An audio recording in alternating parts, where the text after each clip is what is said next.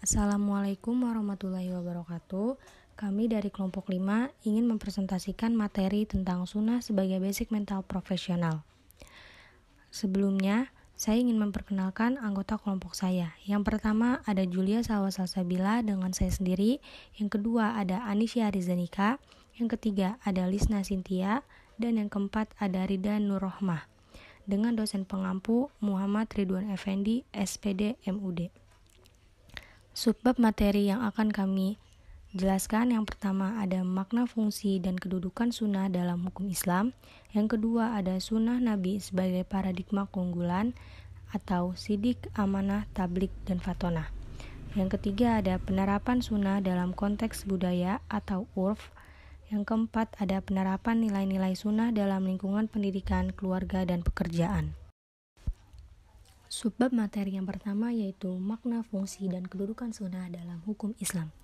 A. Makna sunnah dalam hukum Islam. Sunnah pada dasarnya berarti tingkah laku yang merupakan teladan atau kepatuhan yang telah diikat kuat dengan adanya keyakinan religius terhadap aspek-aspek di luar pemahaman rasio. Sunnah ialah tradisi normatif yang mengutamakan transendentalisasi perilaku disebabkan oleh rujukan awal seorang utusan Allah. Maka terjadilah aktualisasi perilaku secara terus-menerus yang merupakan perwujudan dari perilaku Rasulullah SAW. Di dalam teks hadis juga terdapat istilah sunnah yang mencakup pengertian sunnah yang baik dan sunnah yang buruk. Sebagaimana hadis riwayat Muslim yang mengatakan, barang siapa di dalam Islam memperkenalkan perilaku atau kebiasaan baik atau sunnah hasanah, ia akan memperoleh pahala atas perilaku tersebut dan pahala orang-orang yang ikut melakukannya di kemudian hari. Sebaliknya, siapa yang memperkenalkan perilaku yang buruk atau sunnah syai'ah, ia akan memperoleh dosa perilaku tersebut dan dosa orang-orang yang melakukannya di kemudian hari tanpa ada sesuatu yang mengurangi dosa mereka. B. Fungsi dan kedudukan sunnah dalam hukum Islam. Sunnah ialah penafsiran terhadap ajaran Al-Quran. Sunnah merupakan implementasi nyata serta ideal dalam Islam. Kepribadian Rasulullah SAW merupakan perwujudan Al-Quran dalam sebuah ajaran Islam. Hal ini pernah disampaikan oleh Ummul Mukminin Aisyah radhiyallahu anha tatkala ditanya tentang budi pekerti Rasulullah SAW. Beliau menjawab, budi pekertinya adalah Al-Quran, hadis riwayat Muslim. Umat Islam juga telah sepakat untuk menjadikan sunnah sebagai salah satu dasar hukum untuk beramal atau ibadah, karena sesuai dengan apa yang telah dikehendaki Allah. Kesepakatan umat Islam dalam mempercayai, menerima, dan mengamalkan segala ketentuan yang terkandung di dalam sunnah sudah dilakukan sejak Rasulullah SAW masih hidup. Setelah beliau meninggal, semenjak masa Khulafa al-Rasyidin sampai masa-masa selanjutnya dan tidak ada yang mengingkarinya. Dalam sejarah Islam juga terdapat banyak peristiwa yang menggambarkan adanya kesepakatan untuk menggunakan sunnah Rasulullah SAW sebagai sumber hukum Islam. Salah satunya adalah apa yang disebutkan oleh Imam Ahmad bin Hanbal berikut ini.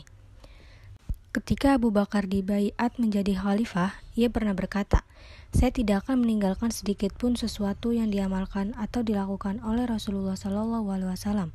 Sesungguhnya saya takut tersesat bila meninggalkan perintahnya. Dengan demikian, dapat dikatakan bahwa kedudukan sunnah jika dilihat dari segi statusnya sebagai dalil dan sumber ajaran Islam menempati posisi yang sangat strategis setelah Al-Quran. Hal tersebut dapat dilihat dalam hadis berikut ini. Bahwasanya ketika Rasulullah SAW hendak mengutus Mu'az bin Jabal ke Yaman, beliau bertanya kepada Mu'az, bagaimana engkau memutuskan perkara jika diajukan kepadamu? Maka Mu'az menjawab, aku akan memutuskan berdasarkan kitab Allah atau Al-Quran. Rasul bertanya lagi, apabila engkau tidak menemukannya di dalam kitab Allah? Mu'az berkata, aku akan memutuskannya dengan sunnah. Rasul selanjutnya bertanya, bagaimana jika engkau juga tidak menemukannya di dalam sunnah dan kitab Allah? Mu'az menjawab, aku akan berijtihad dengan menggunakan akalku.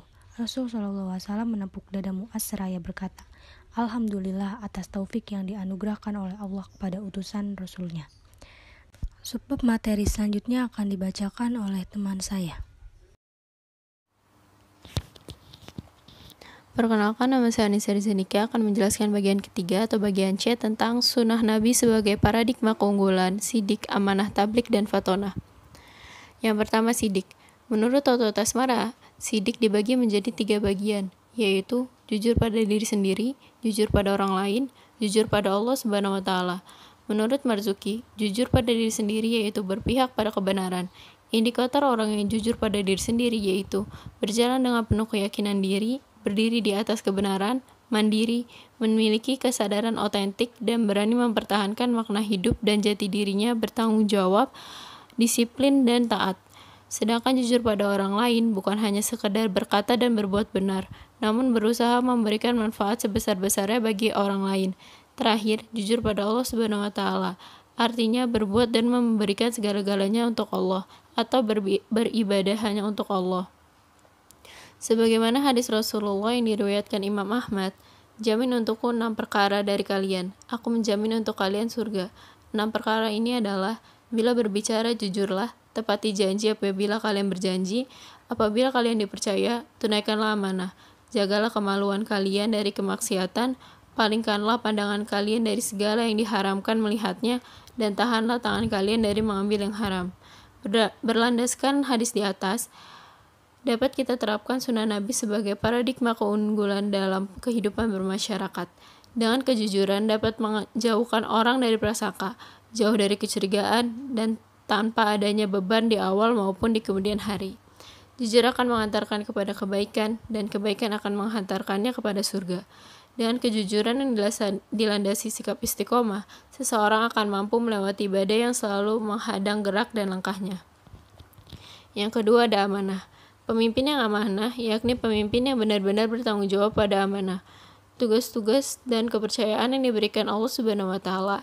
Yang dimaksud amanah dalam hal ini adalah apapun yang dipercayakan kepada Rasulullah SAW, meliputi segala aspek kehidupan, baik politik, ekonomi maupun agama.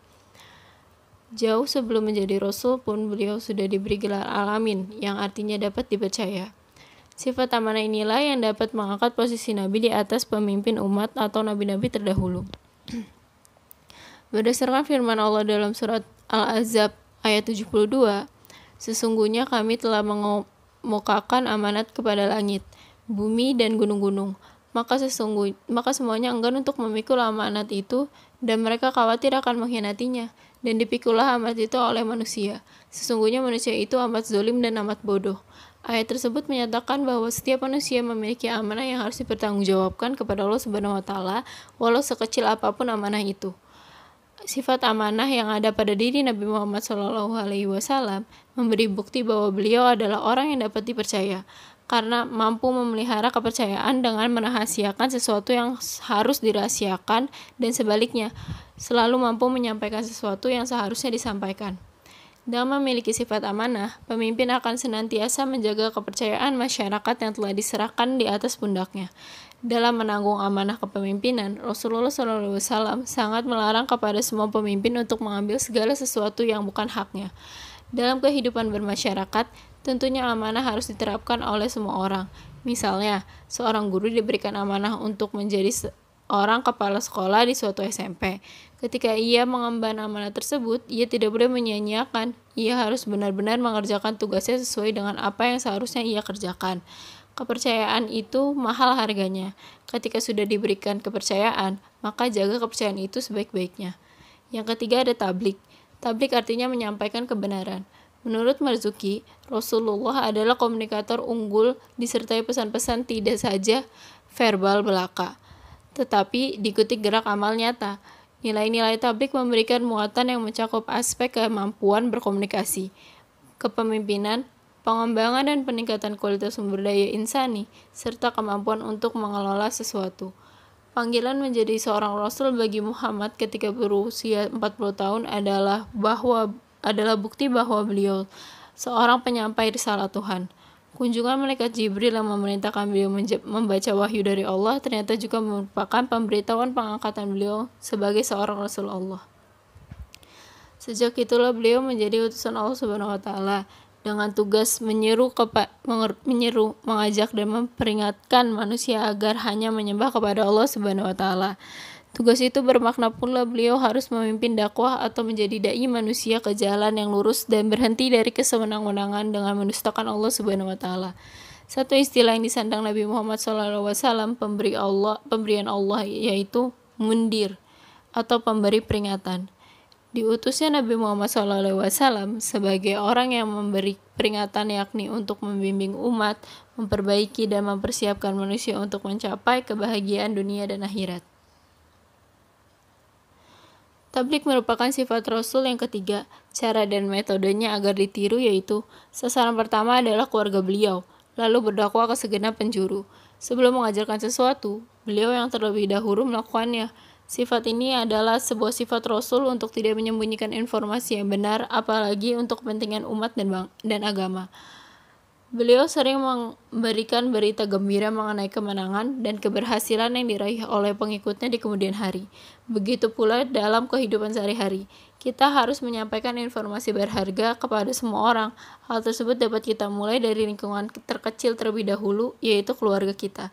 Setelah itu, kita bisa menyampaikan kepada masyarakat sekitar dan selanjutnya, jika dirasa perlu kita menyampaikan ke masyarakat luas, jangan sampai informasi berharga kita simpan hanya untuk keperluan sendiri. Selain itu, kita juga harus tegas dalam bertindak, tapi bukan berarti boleh semena-mena. Kita juga harus memaafkan bila ada kesalahan yang menyangkut dengan diri kita sendiri, seperti yang dilakukan Rasulullah SAW pada saat itu. Sekarang saatnya kita meneladani sifat-sifat beliau. Yang terakhir ada fatonah. Fatonah berarti kecerdasan, lawan dari jahlun atau bodoh. Kecerdasan menjadi indikator keberhasilan individu dalam kehidupan. Fatonah diartikan dengan kecerdasan, kemahiran, atau penguasaan terhadap bidang tertentu. Kecerdasan adalah kemampuan berpikir lebih cepat, menyelesaikan, dan mengatasi masalah lebih mudah. Fatonah menjadi kecerdasan total yang berawal dari ketajaman intuisi mata batin atau basiroh yang berada pada dimensi ruhaniyah. Karakter pribadi Fatonah menurut Toto Tasmara yaitu the man of wisdom, atau tampil melaksanakan profesinya, sangat berdedikasi dan dibekali dengan hikmah dan kebijaksanaan. High in integrity, bersungguh-sungguh dalam segala hal, mampu melihat di balik tampak dengan perenungan dan tafakur. Willingness to learn, memiliki motivasi yang sangat kuat untuk terus belajar dan mampu mengambil pelajaran dari setiap peristiwa yang dihadapi. Proactive stance, proaktif dan ingin memberikan kontribusi positif bagi lingkungan. Faith in God, sangat mencintai Tuhannya dan karena selalu mendapat petunjuk darinya. Creditable and refutable, menempatkan diri sebagai insan yang dapat dipercaya. Being the best, selalu menjadikan diri sebagai teladan dengan menampilkan unjuk kerja yang terbaik. Empathy and compassion, menaruh cinta kepada orang lain sebagaimana ia mencintai dirinya sendiri. Emotional maturity, memiliki kedewasaan emosi, tabah dan tidak pernah mengenal menyerah serta mampu mengendalikan diri. Balance, memiliki jiwa yang tenang. Sense of mission, memiliki arah tujuan dan arah yang jelas dalam kehidupan. Sense of competition, memiliki sikap untuk bersaing secara sehat. Nabi Muhammad yang mendapat karunia dari Allah dengan memiliki kecakapan luar biasa atau genius akrobiyah dan kepemimpinan yang agung, genius leadership qiyadahabriyak.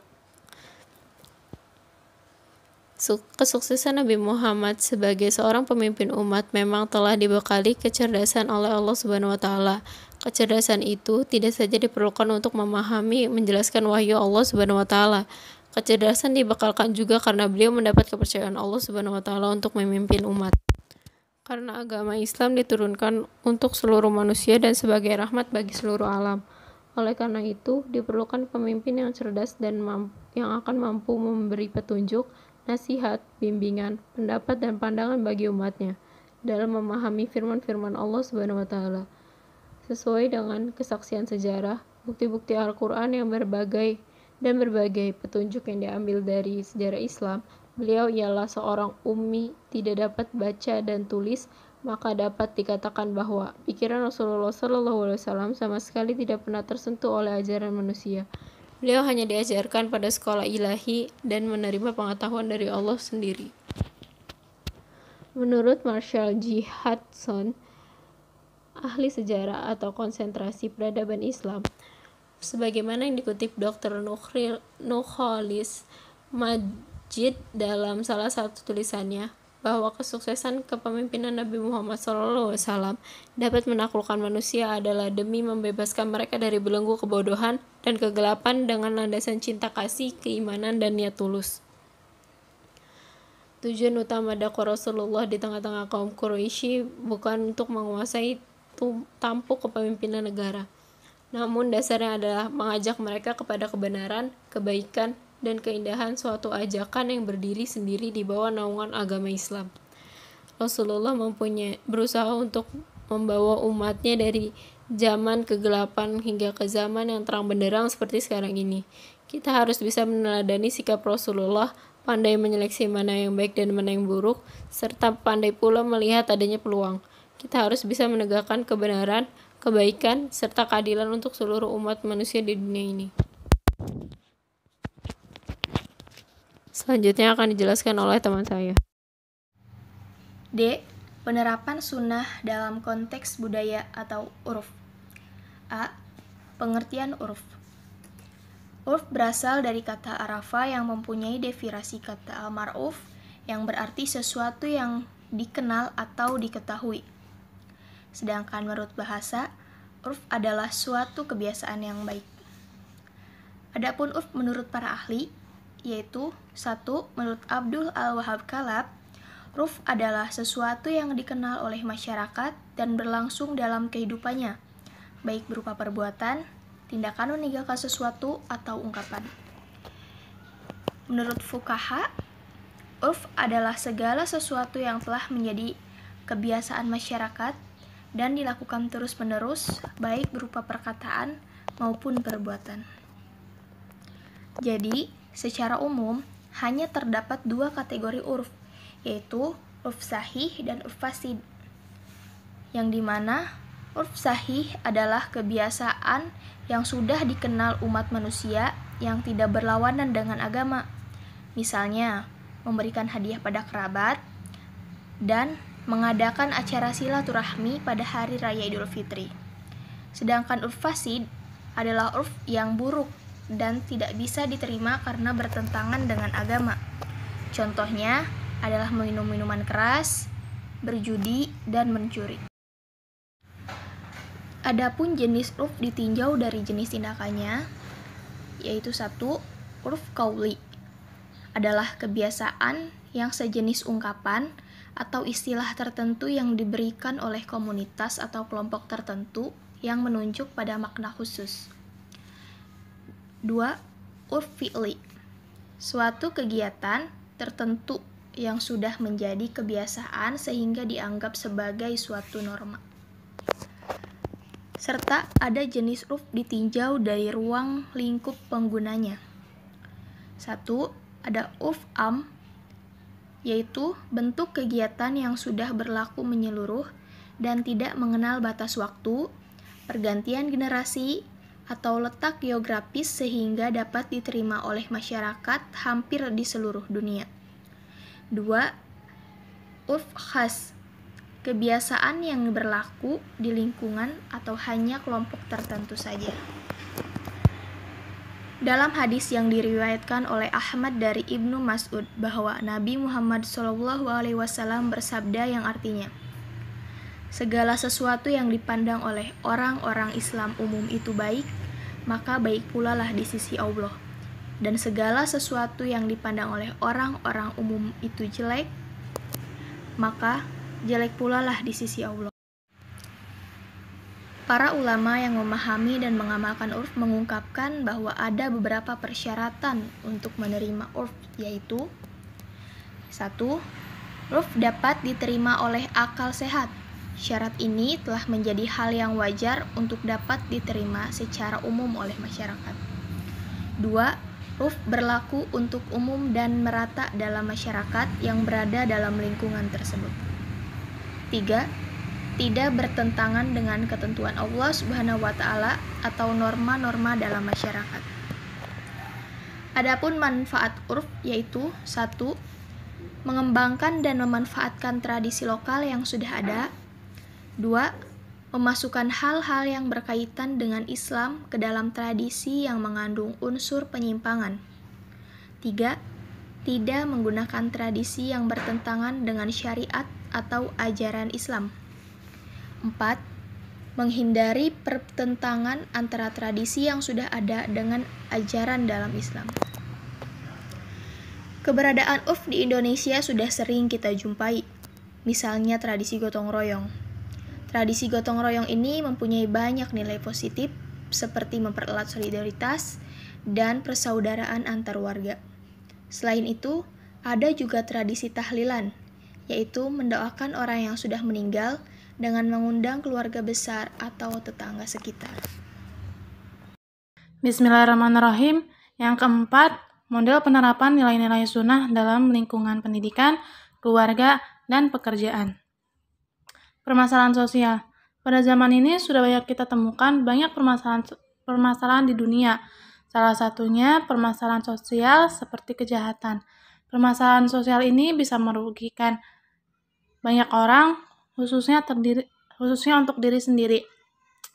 Salah satu penyebab banyaknya permasalahan sosial yang ada di dunia ini adalah pemahaman agama yang kurang. Maka dari itu, dibutuhkan pendidikan agama Islam dan pengamalannya untuk membentuk akhlakul karimah. Seperti yang dikatakan dalam hadis, innama bu'itsu liutammima makarimal akhlak. Yang artinya baginda Rasulullah SAW bersabda, sesungguhnya aku diutus untuk menyempurnakan akhlak yang mulia. Maksudnya untuk menyempurnakan akhlak manusia agar menjadi mulia.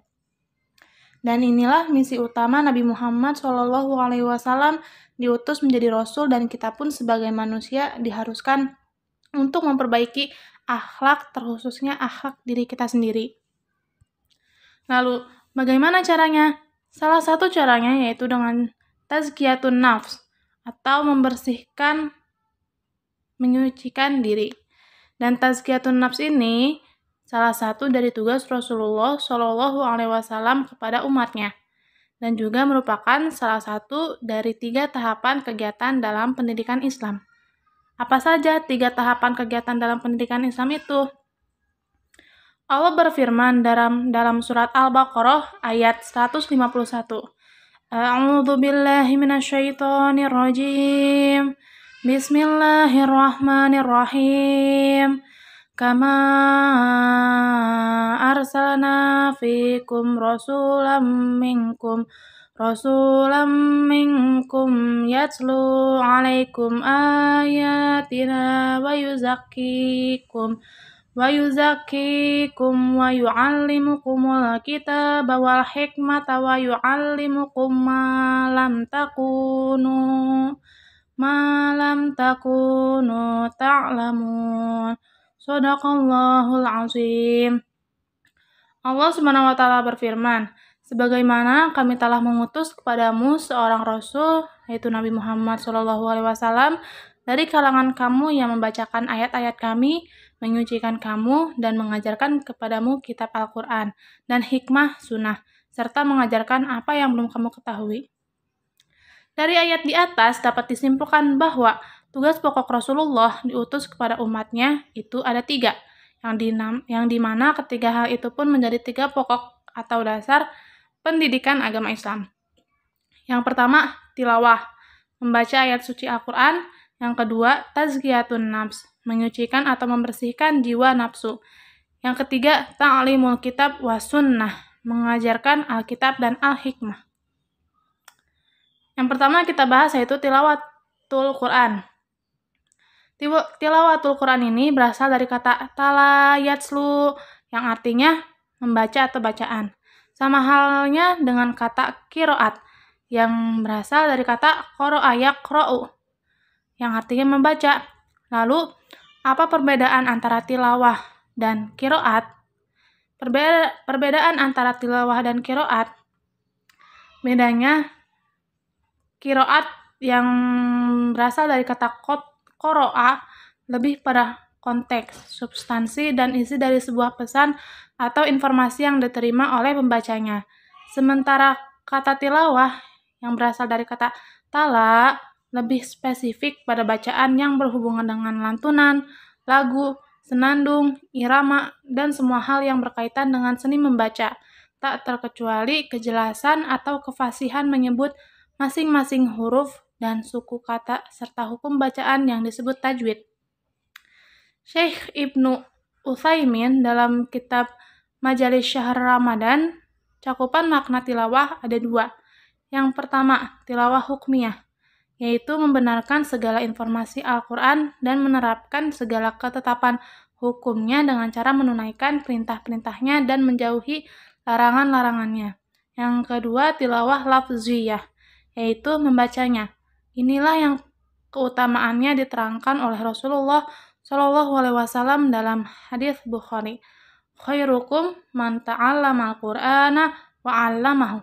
Sebaik-baiknya di antara kamu adalah yang ta'allama al-Qur'an, yang belajar Al-Qur'an dan yang mengajarkannya, wa 'allamahu. Lalu yang kedua, tazkiyatun nafs. Tazkiyatun nafs terdiri dari 2 kata, at-tazkiyah dan an-nafs. At-tazkiyah bermakna at-tahir, yaitu penyucian atau pembersihan. Karena itu, kata zakat satu akar dengan kata at-tazkiyah. Disebut zakat karena ia kita tunaikan untuk membersihkan atau menyucikan harta dan jiwa kita. Adapun kata an-nafs, bentuk jamaknya anfus dan nufus, berarti jiwa atau nafsu. Dengan demikian, tazkiyatun nafs berarti penyucian jiwa atau nafsu kita dari berbagai noda dan kotoran.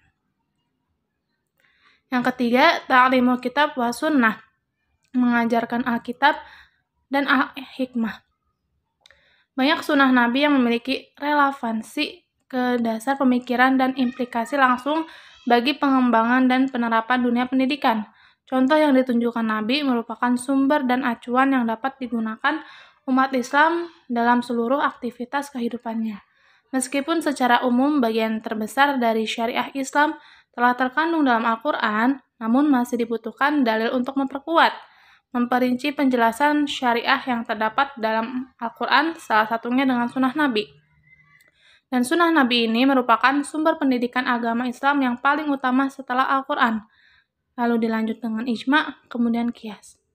Sunnah Rasul dalam penyampaiannya terbagi 3. Ada hadis qauliyah, yang berarti dari ucapan.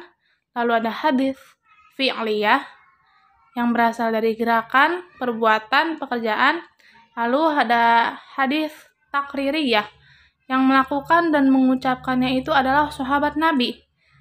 Dan kedua hal itu tidak dilarang, didiamkan saja atau disetujui oleh Rasulullah SAW. Sebagaimana dijelaskan dalam Quran Surat An-Nisa ayat 59, dapat disimpulkan bahwa sunnah Nabi dapat menjadi suri tauladan dalam kehidupan sehari-hari. Berikut adalah model-model penerapan nilai-nilai sunnah dalam lingkungan sekitar kita. Dalam lingkungan pendidikan, ada menerapkan pendidikan sesuai dengan segala sesuatu yang disandarkan kepada Rasulullah SAW, baik ucapan, perbuatan, penetapan, ataupun yang lainnya. Yang kedua, sholat zuhur dan asar berjamaah. Lalu ada mempelajari pelajaran qiraati dan mengikuti ekstrakurikuler keagamaan atau olahraga yang dianjurkan Nabi seperti berenang. Lalu dalam lingkungan keluarga, ada sholat berjamaah bersama keluarga baik di masjid maupun di rumah untuk yang perempuan. Lalu menceritakan tentang kisah Nabi. Yang ketiga, melaksanakan puasa sunnah bersama. Yang keempat, saling mengajak untuk sholat sunnah bersama seperti tahajud. Dan yang kelima, menghadiri majelis ilmu bersama. Lalu di lingkungan pekerjaan, yang pertama, mengerjakan pekerjaan dengan menerapkan sifat terpuji Rasul, yaitu shidik, amanah, tabligh, fatonah. Yang kedua, memulai segala pekerjaan dengan mengucapkan basmalah. Dan yang ketiga, menjalin silaturahmi dengan sesama rekan kerja, baik itu di lingkungan kantor maupun lainnya. Berikut penerapan yang disebutkan tadi, sebenarnya masih banyak penerapan-penerapan dari sunnah-sunnah Rasul yang bisa kita lakukan di kehidupan sehari-harinya. Dan sekian penjelasan dari kelompok kami. Atas kekurangannya kami minta maaf. Terima kasih. Wassalamualaikum warahmatullahi wabarakatuh.